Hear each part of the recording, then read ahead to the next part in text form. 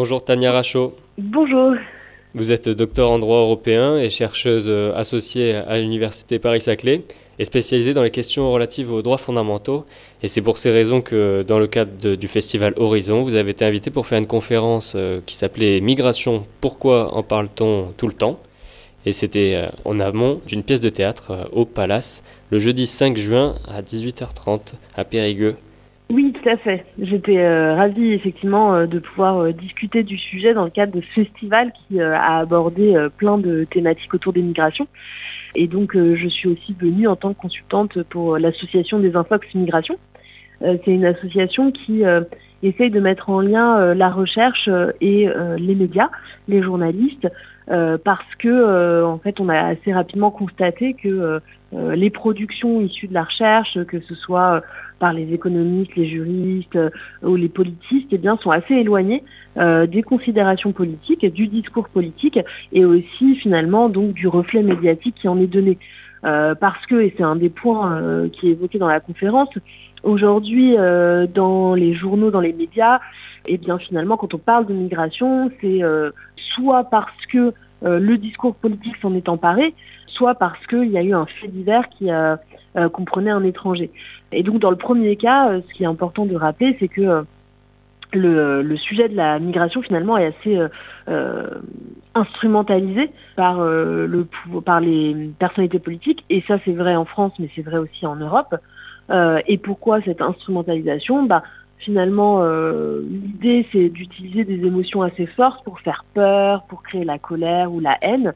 Voilà, on a par exemple le ministre de l'Intérieur, Bruno Retailleau, qui dit on a un demi-million de personnes qui arrivent chaque année. Voilà, ça crée un peu un sentiment de peur, alors que le chiffre est faux, hein, puisque j'ai expliqué lors de la conférence que déjà on avait des primo-arrivants qui étaient moins nombreux et qu'on était plutôt autour de 350 000. Mais que par ailleurs, la plupart étaient des personnes qui ne restaient pas, puisqu'on a un tiers qui sont des étudiants et étudiantes, et que surtout, la mesure fiable, c'est le solde migratoire. C'est-à-dire la différence entre les personnes qui entrent et qui sortent sur une année. C'est comme ça qu'on sait réellement combien il y a de personnes en plus sur une année. On est plutôt autour de 150, 180 000, ce qui est quand même très éloigné du coup du demi-million qui est présenté pour faire plutôt peur. Oui, le surplus finalement. Et en fait, ça déteint même jusqu'au Premier ministre qui avait dit qu'il y avait un sentiment de subversion, hein, c'est bien ça. Oui, exactement. Ce sentiment de submersion, c'est très intéressant d'avoir dit que c'était un sentiment, puisque finalement, le Premier ministre reconnaît que c'est une sensation que peuvent avoir des Françaises et des Français, mais il ne s'interroge pas forcément sur la réalité. Et donc, il veut essayer de traiter ce sentiment. Mais ce sentiment, il est créé par quoi? Par l'omniprésence dans le discours politique du sujet.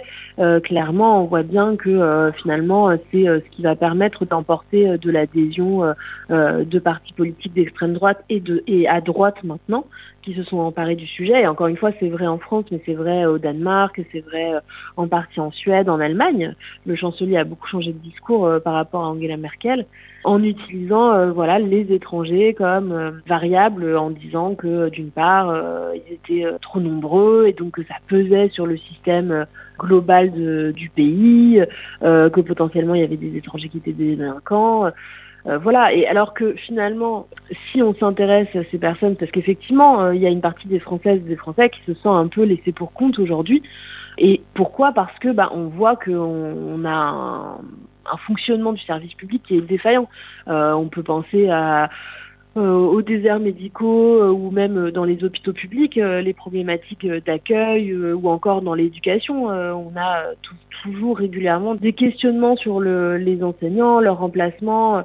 Et ça, finalement, c'est des difficultés qui existent, qu'il y ait ou pas des étrangers et des étrangères, mais simplement c'est plus simple de les désigner comme une partie des responsables plutôt que de s'interroger vraiment sur le fond du problème. Ça crée, oui, une réaction quand une action est de supprimer tous les services publics et donc le social en pâtit finalement. Et puis après, c'est la réaction qui est que ça crée des heurts dans la société. Oui, exactement. Et ça, tout ça, ça n'a aucun lien finalement avec la problématique de l'immigration, hein. Il y a une étude de Destin commun, qui est un organisme qui a essayé de s'interroger un peu sur comment est-ce que les Français pensent, mais qui ne généralise pas à partir d'un profil type, c'est-à-dire il ne va pas dire toutes les femmes de plus de 40 ans qui sont CSP pensent ça, mais il s'est interrogé un peu plus sur les valeurs des personnes et l'association Destin commun a classé les Français en 6 familles de valeurs pour justement mieux comprendre leurs approches de différents sujets, hein. Mais il y a une étude spécifique sur la migration. Oui, c'est l'étude Parlons Migration de Destin commun. Mm. Est-ce qu'à Desinfox Migration, est-ce que vous avez traité le sujet du coût donc financier de l'immigration? Parce que certains partis sortent des chiffres, il y a d'autres études qui montrent d'autres chiffres. Après, avec des observatoires où on ne sait pas trop qui dirige, qui finance ces observatoires, ces études. Quel est le coût globalement? Est-ce que c'est raisonné de croire que les milliards ou millions de l'immigration sont équivalents à tous les milliards qui sont perdus pour des questions d'évasion fiscale ou autre aide aux grandes entreprises? Moi, je ne suis pas économiste, donc c'est pas le sujet le plus simple pour moi, mais ce qu'on en ressort quand même de façon plus structurelle, c'est que, bon, déjà, c'est difficile de mesurer toute la politique concernant l'immigration, puisqu'elle concerne des postes différents. Il y a eu des moments où on peut dire, voilà, c'est 1 milliard le coût de l'AME, de l'aide médicale d'État, c'est 1,8 milliard le coût de la politique de lutte contre l'immigration irrégulière. Bon, mais ça ne nous dit pas vraiment les effets que ça peut avoir aussi sur le long terme, etc. Ce qu'on peut savoir, par exemple, c'est qu'il y a des études qui ont concerné l'intégration sur le marché du travail des personnes étrangères. Et il y a eu cette interrogation parfois de savoir est-ce que ça ne va pas avoir un effet négatif sur le salaire des Français ou sur le chômage. Et en fait, non, c'est assez intéressant puisque les économistes ont ressorti plutôt un effet zéro, c'est-à-dire intégrer les personnes sur le marché du travail. Sur le long terme, ça n'affecte ni les salaires ni le chômage, et c'est un effet plutôt zéro, donc ça veut dire que ça ne bonifie pas non plus forcément. Neutre. Mais ouais, exactement, neutre. Mais ce qui est intéressant, en fait, c'est un peu l'image du gâteau, c'est-à-dire que si on imagine qu'on intègre les personnes étrangères dans le marché du travail, il ne faut pas s'imaginer que si on a un gâteau qu'on découpe en parts, on découpe des plus petites parts parce qu'il y a plus de personnes. En fait, c'est un plus grand gâteau qui est créé. L'Espagne, par exemple, l'a compris, puisque le Premier ministre, il a un discours complètement opposé à tous ses collègues européens, puisqu'il dit « Est-ce qu'on veut avoir une Espagne prospère et donc on a besoin de l'immigration, ou est-ce qu'on veut avoir une Espagne sans étrangers, étrangères, mais qui soit pauvre ?» Et donc, ils ont choisi la première option et c'est les seuls à avoir leur produit intérieur brut augmenté en 2024. Ouais, sinon, pour clore le sujet, il y a des infographies qui sont très représentatives avec la part de la fraude sociale qui est à 100 millions et la part de la fraude fiscale, l'évasion fiscale qui est à aujourd'hui 120 milliards, donc 1000 fois plus. Exactement, tout à fait. Voilà, il y a des sujets. En fait, on détourne un peu. L'immigration, c'est une façon de détourner, de ne pas parler justement des sujets qui sont d'intérêt plus structurel. Les étrangers en France, les personnes qui n'ont pas la nationalité française, c'est à peu près 8% de la population française. Mais si on s'intéresse aux questions de fraude sociale, d'éducation, de santé publique, ça affecte un peu plus de personnes que les 8%. Et ça aussi, c'est assez intriguant de se dire qu'on concentre autant d'énergie, de temps de parole à ces personnes-là, qui pourraient être aussi intégrées sur le marché du travail plus facilement pour que ça bénéficie à tout le monde. Et par ailleurs, juste pour l'observatoire que vous avez mentionné, on sait très bien que c'est financé par Pierre-Édouard Serret. En fait, il n'y a pas de mystère. C'est financé par le Fonds commun, l'Observatoire de l'immigration et de la démographie. Qui n'a pas souhaité venir en commission parlementaire d'ailleurs pour se justifier. Et donc ça fait la transition parfaite. En fait, il y a une concentration des médias qui ne date pas d'hier. Où elle est orientée cette concentration des médias? Comment vous la voyez, vous, en tant que Desinfox Migration? Alors, c'est effectivement un sujet qui est assez important, la concentration des médias d'une part, et d'autre part aussi le fait que l'économie des médias est un peu difficile, ce qui implique aussi que finalement les journalistes ne sont pas dans une posture facile, et aussi sur le très long cours, ça implique que parfois que ça ait pour conséquence des profils plus lisibles, plus stéréotypés, moins de nuances, parce qu'en fait les journalistes aujourd'hui ont moins le temps, moins de financement pour réaliser leurs reportages, leurs papiers. Alors après, de façon aussi plus générale, on a participé, nous, au lancement de la charte de Marseille, qui date de fin avril. Et la charte de Marseille, en fait, c'est une charte sur l'information et l'immigration, qui a été rédigé par des journalistes pour les journalistes, dont l'objectif est de responsabiliser en fait les journalistes sur le sujet des migrations, c'est-à-dire de rappeler justement qu'il ne faut pas véhiculer des stéréotypes, qu'il faut faire attention aux fausses informations qui seraient annoncées, enfin qui seraient dites dans le discours politique, voilà, de les corriger, de faire attention aux images utilisées, parce qu'on est un peu sur une image unique quand on parle de migration, avec des gens sur un bateau qui reflètent quand même pas la réalité de la migration. Et donc voilà, cette charte de Marseille, elle sert aujourd'hui à permettre des discussions au sein des rédactions autour de la meilleure façon de traiter le sujet de la migration. Il y a des journalistes qui nous ont dit que ça brise un peu la solitude quand on travaille là-dessus, d'avoir un collectif qui s'est penché dessus. Et donc aujourd'hui, il y a 40 rédactions qui ont signé, plus de 250 journalistes individuels qui ont signé la charte. Et on va essayer de la faire vivre davantage au sein des rédactions en proposant des formations, des temps collectifs de réflexion. Maintenant, sur les médias Bolloré, puisque c'est un peu le sujet, je pense, quand on parle de la concentration des médias, évidemment, la charte de Marseille a vocation à être utilisée par toutes les rédactions. Et je pense que au sein de ces rédactions, il y a aussi des profils variés. Néanmoins, la réaction de, par exemple, Frontières, CNews ou Sud Radio, eh bien, face à la charte de Marseille, elle a été unique. Donc déjà, il y a une ligne éditoriale commune très forte, de dire que c'est une charte pour cacher la vérité sur l'immigration, mais par ailleurs, en termes de déontologie assez faible, puisqu'il n'y a aucune personne du collectif qui n'a jamais été contactée par aucune personne de ces médias pour en discuter. Alors que, bon, moi je ne suis pas journaliste, mais il me semble que c'est une partie quand même importante de pouvoir avoir la contradiction ou la discussion quand on parle d'un sujet. Donc voilà, c'est effectivement une difficulté. Maintenant, c'est des médias dont on sait quand même l'orientation et il y a aussi plein de... Aujourd'hui, on voit quand même que les Français s'informent encore beaucoup avec, par exemple, la presse quotidienne régionale, les radios régionales, évidemment. Et donc, ça reste possible de s'informer et d'avoir des informations viables autrement et d'avoir conscience aussi un peu de l'orientation de ces médias. Et grâce à cette charte de Marseille, donc. Mais il y a aussi les médias Internet avec donc les plateformes, la plupart américaines. Et quelle est leur orientation politique sur ce sujet donc on parle de TikTok, qui est chinois aussi, mais bon, qui est en voie de rachat par des Américains pour la partie US.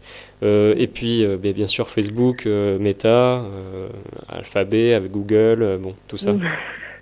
Alors, nous, on n'investit pas aujourd'hui en immédiateté ces plateformes. Ce qui se passe en réalité, c'est que, et c'est pour ça que dans la charte de Marseille, il y a la question de la contradiction, ou en tout cas de la correction des fausses informations qui est importante, parce que finalement, aujourd'hui, quand on a une personnalité de droite ou d'extrême droite qui va dire des choses fausses sur l'immigration, à la télé par exemple, et donc c'est une capsule vidéo qui va être isolée et qui va être diffusée par la suite sur tous ces réseaux. Et donc c'est pour ça que c'est important d'outiller les journalistes pour qu'ils puissent réagir immédiatement et éviter finalement qu'on puisse trop isoler ces propos et les répandre sans qu'il n'y ait jamais la contradiction à côté. Bon voilà, nous on s'interroge quand même sur ces réseaux, sur leur utilisation, mais il y a quand même, oui, une manipulation des algorithmes qui est claire et volontaire. Mais voilà, là c'est un vaste sujet encore, un chantier. Et donc on parlait de l'Empire Bolloré tout à l'heure. Il faut connaître aussi un petit peu Bolloré. Est-ce que vous avez... on peut faire de la pédagogie un peu sur son parcours, parce que il a tout un historique sur ce qu'on appelle la France-Afrique. Et donc il a été mis en examen notamment au Togo. Et il possède, avec Bolloré Logistique, il possédait un grand nombre de sociétés portuaires, d'autoroutes. Est-ce qu'on peut remettre aussi ces infos-là sur le devant de la scène, parce que donc, quand il y a un média qui est financé par un milliardaire, il faut connaître ce milliardaire. Oui, c'est vrai, et peut-être on peut se dire que c'est assez intriguant d'avoir à la fois investi effectivement des territoires africains et paradoxalement de donner une impression qui n'est pas réelle que les personnes de certains pays d'Afrique viendraient davantage en Europe. Pour revenir à des faits réels, eh bien, le couloir de migration Afrique vers l'Europe, c'est le 10e couloir mondial. Ça veut dire qu'avant, il y a toute un tas de personnes qui se déplacent dans d'autres endroits dans le monde. Et donc, parce que derrière l'idée de la submersion migratoire, il faut quand même être transparent aussi. Il y a cette idée qu'on aurait particulièrement des personnes qui viendraient de pays africains qui se rendraient vers l'Europe. Mais alors moi, par ailleurs, je suis juge de l'asile aussi, et je vois des dossiers de demandeuses et demandeurs d'asile. Et il est quand même assez évident que dans la plupart des cas, les personnes se sont déplacées, déjà évidemment parce qu'elles ont subi des persécutions, mais surtout elles se sont déplacées d'abord dans une zone géographique proche. Quand on voit les Soudanaises ou les Soudanais, ils sont restés d'abord dans des pays limitrophes, par exemple. Puis parce que il y a souvent aussi des réseaux de passeurs qui engrainent ce système, ou parce qu'il y a eu d'autres difficultés dans ces pays. On continue le parcours, mais les parcours d'exil durent des années. Et l'objectif n'est pas directement l'Europe.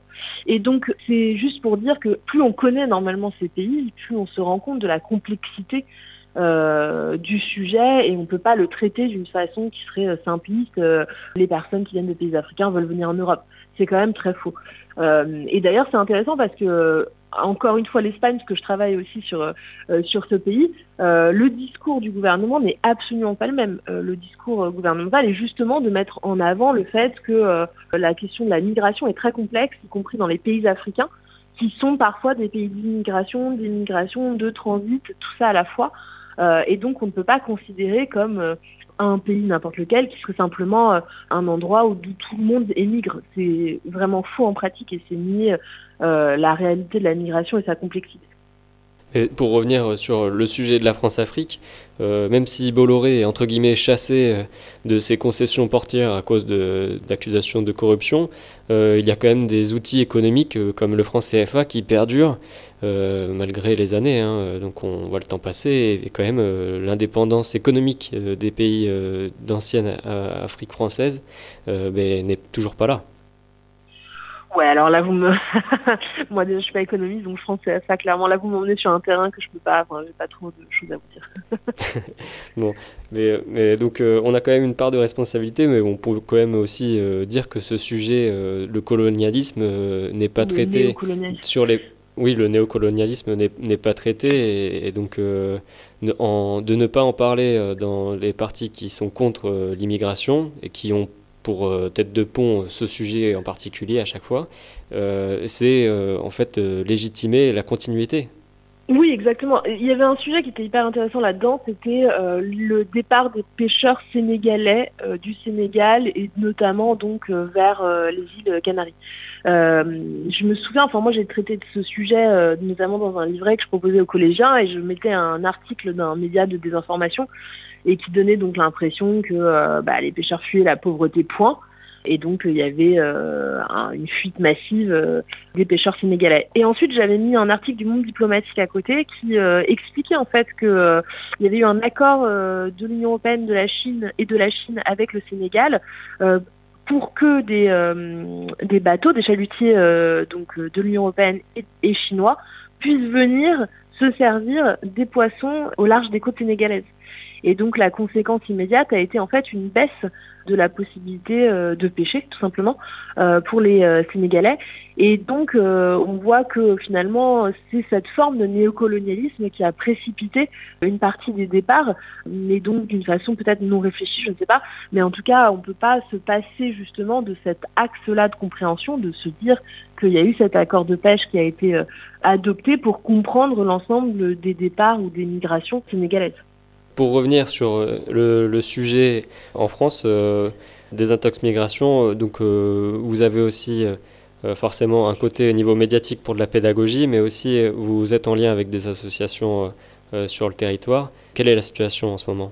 Pour les associations, effectivement, on sent que ce qui est très compliqué, c'est la baisse des budgets de toutes les associations. Alors évidemment, il y a les programmes américains qui ont fermé, qui ont des impacts immédiats, par exemple sur Action contre la faim, qui doit clore des actions dans certains pays, mais par ailleurs, les associations qui œuvrent aussi en France se sentent très ciblées. On voit là, par exemple, la nouvelle proposition qui est d'écarter les associations des centres de rétention administrative pour remplacer par l'Office et l'Office français d'immigration et de l'intégration. En fait, c'est difficile de statuer parce qu'évidemment, l'Office pourrait tout à fait conseiller juridiquement très bien les personnes en centre de rétention administrative ou pas. Mais en tout cas, actuellement, on a un directeur général de l'OFII qui ne se gêne pas pour écrire et collaborer avec l'Observatoire de l'immigration et de la démographie qui est financé par Terrain. Donc, il y a des questionnements qui sont soulevés à ce sujet et c'est le débat en ce moment là des associations en centre de rétention administrative. Et de façon générale, je pense que les associations ont en tout cas besoin de voir qu'elles sont pas seules forcément sur le sujet et que justement la recherche soutient largement les positionnements des associations, mais en tout cas ne va clairement pas dans la direction du discours politique. Et sur le plan médiatique, récemment, donc, enfin tout le temps, il y a toujours une dominance des faits divers dans l'actualité politique. Oui. Et à quel point donc ça dessert tout le travail de Désinfox Migration petit à petit. Alors, ce qui est intéressant, donc, c'est que le sujet de la migration émerge soit parce qu'il y a un discours politique, une proposition de norme, voilà, soit parce qu'il y a eu un fait divers, un assassinat, voilà, de ce type. Et donc, dans ce deuxième cas, on a maintenant cette impression un peu que tous les étrangers et étrangères seraient des délinquants. Et d'ailleurs, maintenant, il y a cette assimilation des personnes sous OQTF, obligation de quitter le territoire français. On a l'impression que c'est des délinquants, alors que la seule raison pour avoir une obligation de quitter le territoire français, c'est la situation irrégulière, sans aucun lien avec une éventuelle délinquance, et c'est évidemment la grande majorité des personnes qui n'ont qu'une situation irrégulière.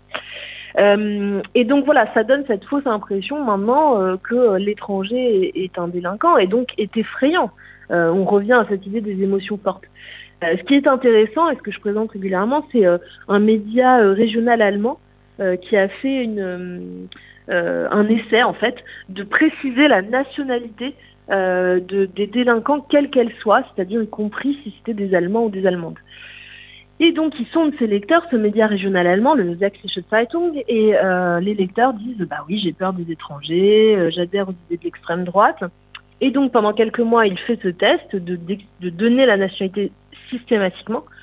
Et finalement, il en ressort après le nouveau sondage que les lecteurs ont moins peur des étrangers, puisque évidemment la criminalité est avant tout nationale. Bien sûr, ce qu'il en ressort, c'est que ce sont des Allemands qui commettent la grande majorité des crimes et des délits, et donc et que les idées de l'extrême droite reculent aussi. En revanche, ce qui progresse, c'est un sentiment d'angoisse générale, parce qu'évidemment, on réalise que on ne peut pas tout simplement déplacer des personnes pour régler des problématiques de criminalité. C'est vrai en Allemagne, mais évidemment ce serait vrai en France aussi. Et donc c'est assez intéressant de se dire que là, à nouveau, on déplace le problème sans en apporter une réelle solution. Il y avait eu ce débat sur le plateau de C'est à vous, un député européen qui dit, vous voyez, on a parlé du procès Pellico et du meurtre de Philippines, et au moment du meurtre de Philippines, vous dites donc que cette personne est marocaine, mais vous ne dites pas la nationalité des accusés du procès Pellico, et condamnés d'ailleurs maintenant. Et les journalistes sur le plateau ne comprennent pas la question en fait. Ça se voit, c'est intéressant, ils ne comprennent pas pourquoi il dit ça, et donc ils expliquent, vous nous faites un procès d'intention, ça fait du sens, c'est évident. Voilà. En réalité, ce qu'il veut dire, le député européen à ce moment-là, c'est que le sujet, ce sont les violences faites aux femmes, ce n'est pas la nationalité ici. Et donc évidemment, on ne dit pas qu'il ne faut jamais donner la nationalité, on dit simplement qu'il faut que c'est une cohérence et que ça ne cache pas le débat réel. Et donc, au lieu de parler de violences faites aux femmes, on en vient à parler de déplacement des étrangers. Et c'est ça la problématique, en fait. Ça couvre, encore une fois, le débat de fond qu'on devrait avoir. Et on n'a pas parlé aussi du meurtre d'Abou Bakr Cissé. Et en fait, on revient jamais sur l'origine des motivations. Il y a quand même une raison première avec cette pression médiatique concernant juste une minorité de la population et une religion en particulier tout le temps. Et donc il y a toujours des causes. La pression médiatique aussi peut créer donc ce genre d'assassinat, et sans parler aussi des raisons géopolitiques. Il y a aussi l'alignement peut-être avec toutes les révolutions arabes et puis l'intervention en Libye, la Syrie. Et puis en 2015, il y avait aussi du coup les attentats du Bataclan qui sont liés avec ces événements géopolitiques. On ne peut pas le nier. Non, bien sûr, mais après, il y a des difficultés, il y en aura toujours géopolitiques. Là, moi, ce que je trouve aussi, c'est qu'aujourd'hui, on parle davantage de santé mentale, et souvent, on a quand même cette problématique qui ressort. Qu'on fait face à des personnes qui ont disjoncté aussi. Alors, c'est difficile de généraliser. C'est comme généraliser la migration. les faits de délinquance ou d'attentats sont aussi liés à des situations complexes. En France, on avait des personnes qui étaient françaises, d'autres pas, qui ont commis des attentats. C'est compliqué d'en faire une généralité et de s'interroger justement à quel degré les médias ont une conséquence immédiate.